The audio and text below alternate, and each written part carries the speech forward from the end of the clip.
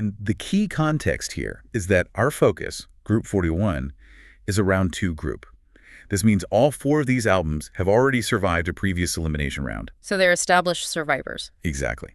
But only half of them will proceed to the coveted round 3. So we're not analyzing initial strengths, we're analyzing who can maintain momentum. We're dealing with a field of champions, or at least first-round winners and runners-up. But surviving once doesn't guarantee a second chance. However, none of this arbitrary grouping matters unless we can grasp the core judging metric, which, as you mentioned, is really the philosophical centerpiece of this whole quest. That's right.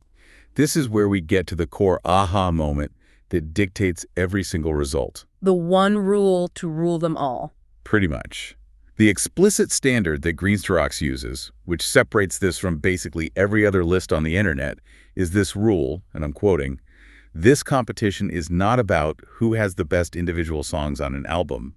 The totality of the album must be taken into account." The totality of the album, that one phrase just rejects the entire conventional wisdom of music ranking. Completely. It's a complete dismissal of the single-driven mindset. The reviewer is demanding consistency, flow, and a holistic experience from the first track to the last. This is the philosophical center of the album quest, and the implications of this standard are immediate and profound. Especially for this group. Because we have 2 greatest hits compilations here. Queen's Greatest Hits 1 and Peter Gabriel's Shaking the Tree. And compilations, I mean, by their very nature, are the ultimate test of this totality rule. They're like Frankenstein's monsters of music. That's a great way to put it. They jump across decades, eras, producers, studio lineups, emotional moods. Everything. They almost always include tracks of uneven quality alongside the legendary singles. You get the smash hit, and then you get that weird B-side that only die-hard fans remember. So if the totality of the album is the metric, any greatest hits collection is starting from a position of, well, inherent disadvantage. A huge disadvantage. No matter how legendary the singles are, the reviewer is not listening to a playlist of hits. He is listening to an album. And an album requires sequencing, a narrative arc. A unified sonic texture, something that holds it all together. So if that compilation breaks the flow, like if the transition from a highly produced, synth-heavy 80s track suddenly shifts to, I don't know, an acoustic folk piece from the early 70s. That jarring transition registers as a failure of totality. It's a penalty. That's a huge penalty. It requires an overwhelming, almost unbelievable amount of high-quality material that somehow manages to sound cohesive despite being drawn from disparate sources to overcome that inherent disjointedness. The reviewer is actively looking for the album that provides the smoothest, most rewarding, most consistent listening experience from start to finish. Precisely.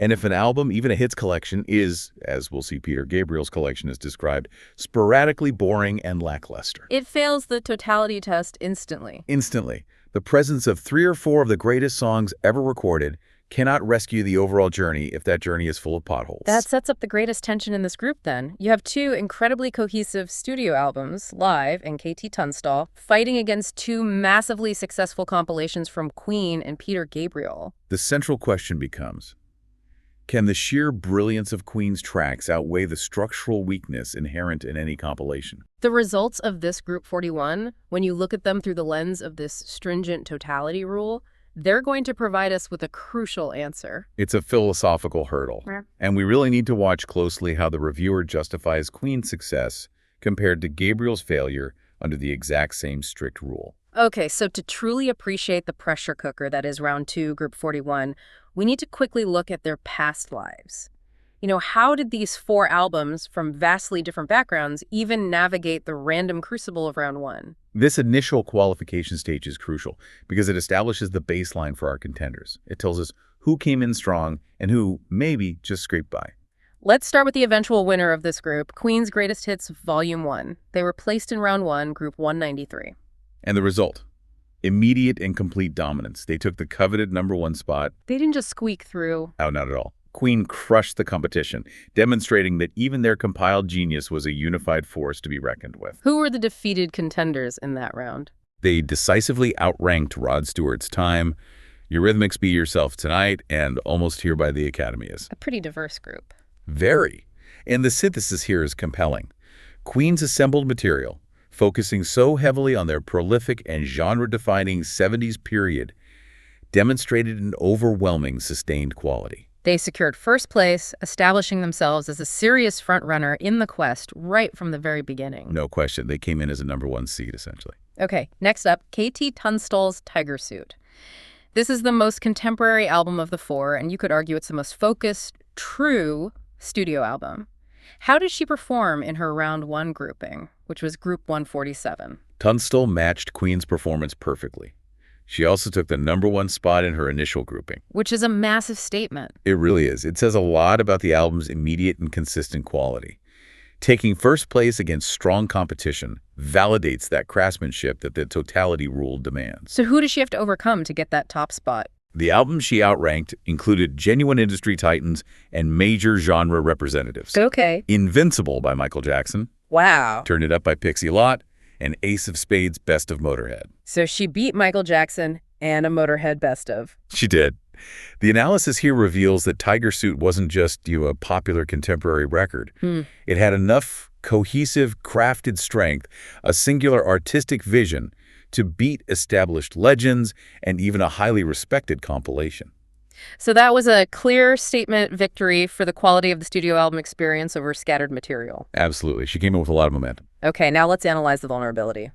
We move to the second place qualifiers, the ones who just managed to sneak through to round two. The runners-up. Right. Live's Throwing Copper was in round one, Group 144. And they were found slightly wanting in their initial test, weren't they? They were. Live qualified by placing #2 in their group. The album they were outranked by was Iron Maiden's Death on the Road. That pairing makes a lot of thematic sense. Iron Maiden, especially with a live album, promises a very consistent, almost monolithic heavy metal experience. It does. Live, being alternative rock, maybe lacked that singular focus that the reviewer seems to favor. I think that's precisely it. Huh? The reviewer often prioritizes a consistent sonic palette. A live Maiden album is nothing if not consistent. But Live did beat some serious competition to get that second spot. Oh yeah. Live's album did manage to beat two other significant contenders, Minutes to Midnight by Linkin Park and Invented by Jimmy Eat World. So, still a very strong showing. Definitely. Throwing Copper is clearly a high-quality record, but it entered round two as a second-place qualifier. It had already been challenged and ultimately bested by the focused consistency of Iron Maiden's offering. It came in with a chink in its armor. A little bit, yeah. And finally, the most, I think, philosophical qualifying result, Peter Gabriel's Shaking the Tree. He is a foundational figure, a true legend, but he also squeaked through as a runner-up from his group. From round one, Group 161. And you're right, this is the result that really tells you everything you need to know about the rules. So who was the victor who defeated Gabriel's Golden Greats? This is the major upset that truly highlights the power of the totality rule. Peter Gabriel was emphatically outranked by Lady Gaga's Born This Way. Wait, Lady Gaga over Peter Gabriel's greatest hits, an album with Sledgehammer and Salisbury Hill on it. That's right. We need to spend a moment on this because it's a critical moment for understanding the quest's underlying philosophy. How does that happen? It absolutely is. This result tells us that the reviewer, Greensterox, places incredible value on the singular contemporary artistic vision of a statement album. And Born This Way is definitely a statement album. It's a maximalist, highly thematic record. It has a consistent sound, consistent messaging, and it was engineered from the ground up to be a cohesive artistic experience. It's an album in the truest sense. In contrast, Gabriel's collection is a decade-spanning summary. Even if the individual songs are objectively brilliant, the album doesn't serve a single narrative purpose. Its purpose is to sell the hits. Right. And that's the punishment. The structural weakness of a compilation, the fact that it jumps jarringly from the early 70s art rock of Salisbury Hill to the highly synthesized dance rock of Steam, that was deemed a greater flaw than any perceived weakness in Gaga's highly focused, if occasionally overwhelming, artistic statement. So the lack of cohesion was a bigger sin than anything else. A much bigger sin. Now, Gabriel's collection did manage to beat the Black Album by Metallica and the very Best of by Vera Lynn, so it wasn't an absolute failure. Sure. But the fact remains, Gabriel entered round two as the vulnerable second-place qualifier, having been defeated by the cohesive strength of Born This Way. So round two, Group 41, is effectively structured as a fight between two albums with proven, round one dominance queen and KT Tunstall, versus two highly respectable but slightly vulnerable second-place qualifiers, Live and Peter Gabriel. And the compilation versus studio album debate is now at a fever pitch. The stakes are set, and the methodology is clear. consistency and totality above all else. This is where the quest gets ruthless.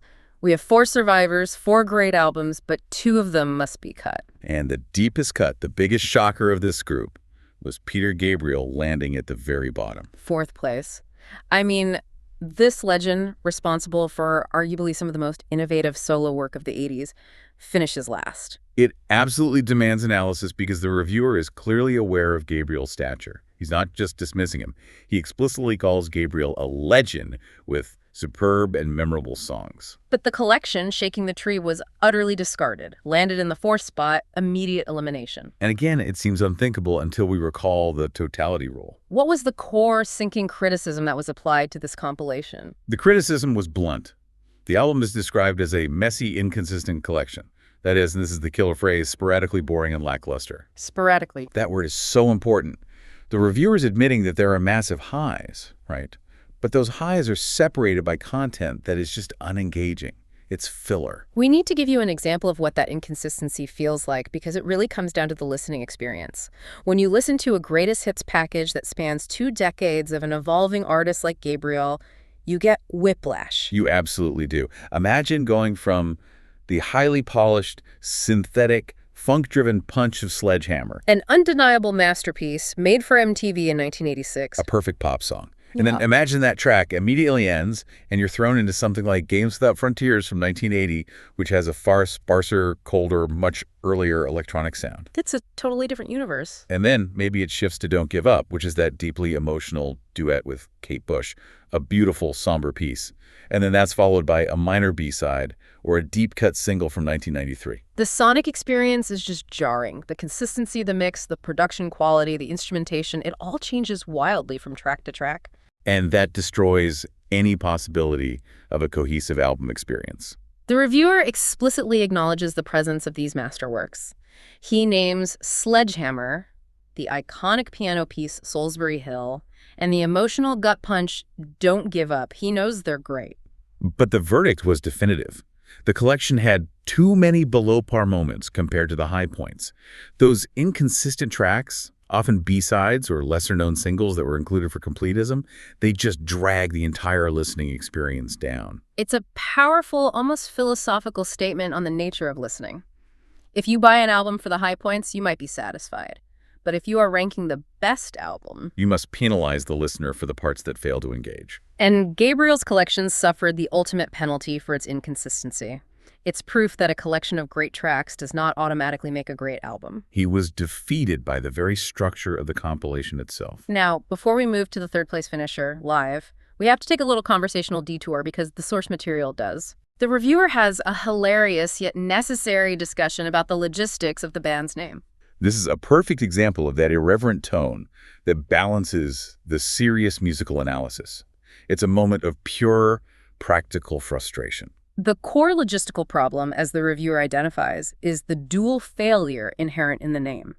Is it pronounced live, as in playing live, or live, as in live and let live? The source confirms it's the former, live, as in live wire. Right. But the real humor lies in how the name functions in conversation, particularly given their profession as a rock band that, plays live. It leads to unavoidable confusion, especially in a relaxed setting. You can just picture the bar scene. I'm going to see live play, air, live. The reviewer clearly found this potential for confusion hella confusing, and an obstacle that almost distracts from the music itself. It's a moment of levity, but it highlights the human element in this critical process. The little annoyances matter. They do. Okay, moving on to the actual assessment of the album, Throwing Copper. It landed in 3rd place. It shaded Peter Gabriel's compilation, meaning it provided a better overall album experience, but it still faced elimination. It was a very close call for 3rd place, but Throwing Copper had better coherence. It was recognized as a solidly produced, heavy rock record, a true 90s powerhouse. Described as quite a groovy record in the main, the reviewer appreciates its sustained energy and its overall texture. He even gave us specific genre comparisons to define that sound. He characterized it as having a grungy wall of guitar type sound and noted it was not at all dissimilar from Pearl Jam. Especially, he said, characterized by its largely expressionless delivery. which perfectly paints a definitive picture of its post-grunge aesthetic. It's heavy, earnest, often monotonic vocals, sustained guitar atmospherics. It's the sound of the mid-90s. But even this solid studio album, which was designed to be cohesive, had a critical flaw in terms of consistency that prevented its advancement. That's right, it wasn't perfect. So what was the specific inconsistency that held Throwing Copper back from round 3? This needs to be specific enough for our audience to understand the structural issue. The structural criticism focused entirely on flow. The album, in certain places, loses some coherence and consistency. How so? This was typified by a very specific technical flaw, a maddening and sudden thrashing of instruments that helped to spoil the tune somewhat. That detail is key. It implies that within the framework of a track, or maybe between tracks, there were moments of sonic chaos. Unnecessary instrumental breaks, perhaps poorly mixed sections, or just sudden aggressive dynamic shifts that just derail the listener's engagement. So if the album suddenly gets frantic or chaotic for no clear artistic reason, it interrupts the flow. Exactly. Think about the expectations of a grungy wall of sound album. You expect sustained mood. You expect a certain vibe. When the album suddenly introduces maddening and sudden thrashing, a chaotic, almost punk-infused energy spike that seems unearned or poorly integrated, it disrupts the cohesive narrative the reviewer demands. It chips away at that totality score. Proving that consistency in mood is just as important as consistency in quality. So Throwing Copper was a better album experience than the compilation, thanks to its singular studio vision. It finished third. But that lack of flawless consistency meant it was eliminated, falling short of the two albums that excelled in maintaining their sonic vision. The elimination of both Live and Peter Gabriel confirms the brutal effectiveness of that totality rule. It's no joke. We now turn to the two victors of Group 41, the albums that earned the right to continue the quest into round 3. KT Tunstall's Tiger Suit and Queen's Greatest Hits 1. Qualifiers. Let's start with Tunstall, who secured a very strong second place. And this placement is a fantastic story because the reviewer openly acknowledges a huge and potentially problematic personal bias. Which is? He admits that when he first bought Tiger Suit, he was completely addicted to it and absolutely loved it. That initial, almost visceral enthusiasm is the kind of subjective bias that can sink an objective ranking.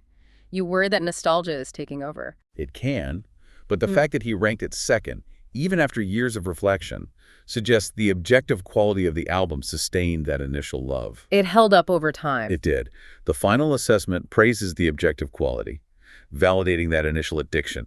The album is described as a superbly crafted little album with songs worthy of multiple repeated listens. Which implies an incredible level of tight production, skilled and memorable songwriting, and a consistent, high-level approach that never dips into that sporadically boring category that plagued Peter Gabriel. Exactly. It's the anti-compilation. It's focused, it's consistent, it's crafted. What are the specific highlights that exemplify this consistent quality and contributed to its success in the quest? The reviewer specifically mentions the delightful songs, The Entertainer, Fade Like a Shadow, and Golden Frames. Okay. These are cited as evidence of the album's sophisticated crafting and overall mood cohesion. Unlike Live's occasional thrashing of instruments, Tunstall maintains a singular controlled vision. She delivers a consistent, rewarding acoustic pop experience from start to finish. So Tiger Suit won because it executed the totality criteria near perfectly. It was consistent, focused, and highly engaging throughout its runtime. It excelled as a singular studio recording. Correct. Yet, despite the massive praise, it still only achieved a clear second place. The reviewer makes it clear that while it was excellent, it couldn't touch the gravitational pull of the winner. Because it ran into the immovable cultural and musical monolith that is Queen. Exactly. Queen's Greatest Hits 1 took first place, securing its passage to round 3. We're talking about the collection focusing primarily on Queen's classic output from their 70s era. An era of pure genius. And it's described in reverential terms, not just successful, but the height of musical and production genius. The album isn't just praised. Queen as an entity is lauded as innovative and unique. Both as individual musicians. Freddie Mercury's unmatched voice, Brian May's signature guitar work. And as a collective band, they consistently pushed the boundaries of what rock music could be, combining opera, hard rock, and pop sensibilities, often within the same track. And when you list the essential tracks that are cited, the cultural weight of this material is simply staggering. It's absurd. The list includes songs that are literal pieces of global history.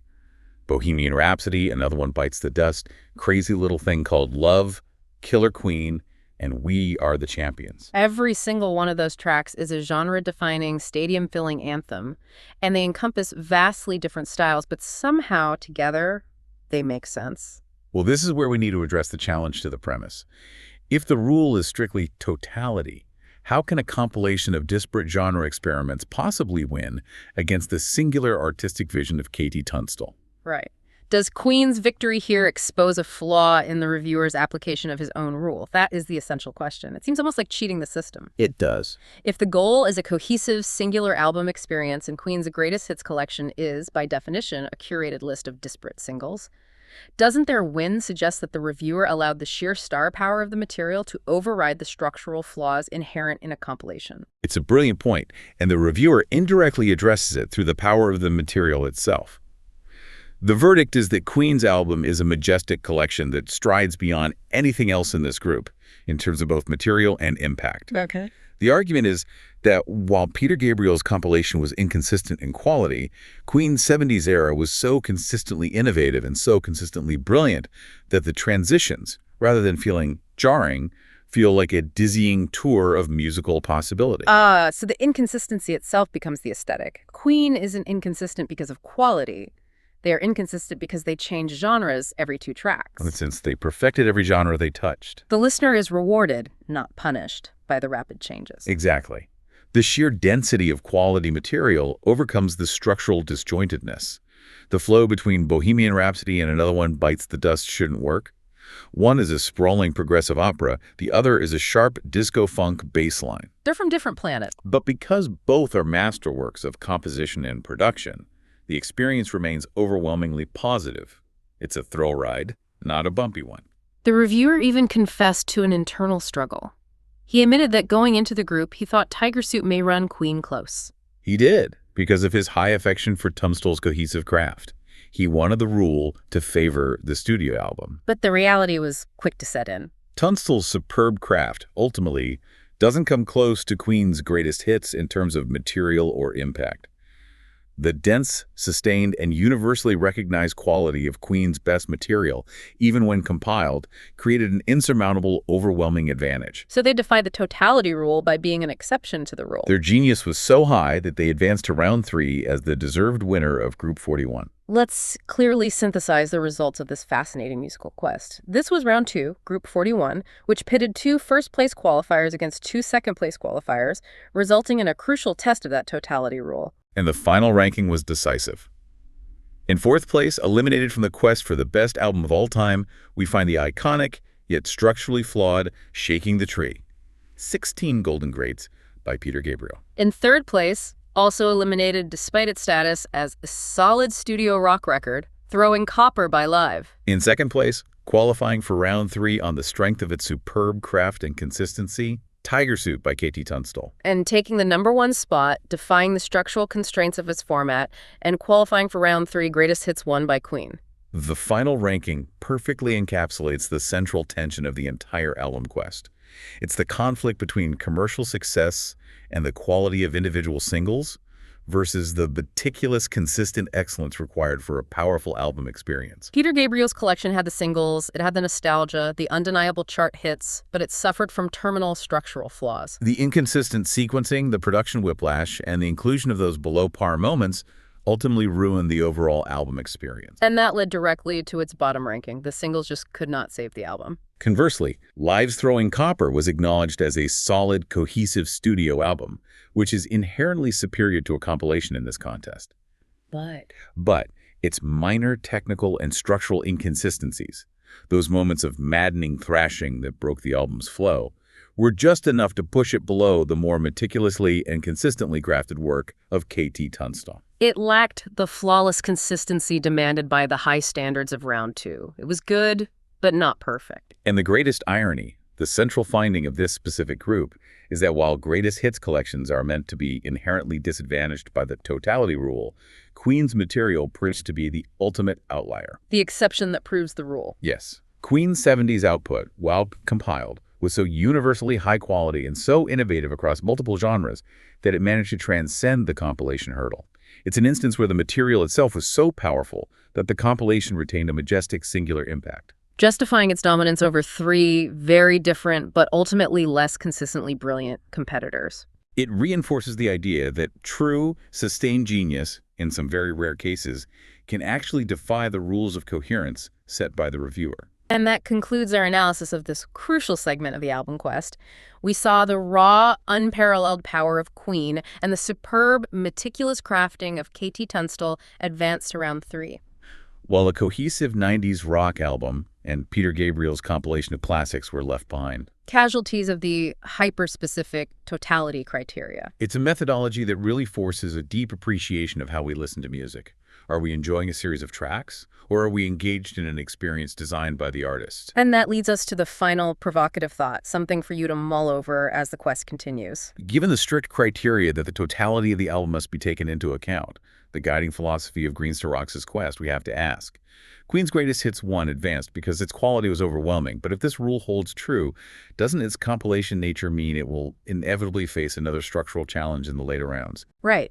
Does its success here simply set it up for a harder fall against a true, flawless, singular studio album in round 3 or 4? Can the brilliance of a compilation, no matter how majestic, ever truly lead to the objective title of the best album of all time? It's the ultimate paradox of the quest. A compilation is structurally flawed, yet Queen's material is arguably some of the best.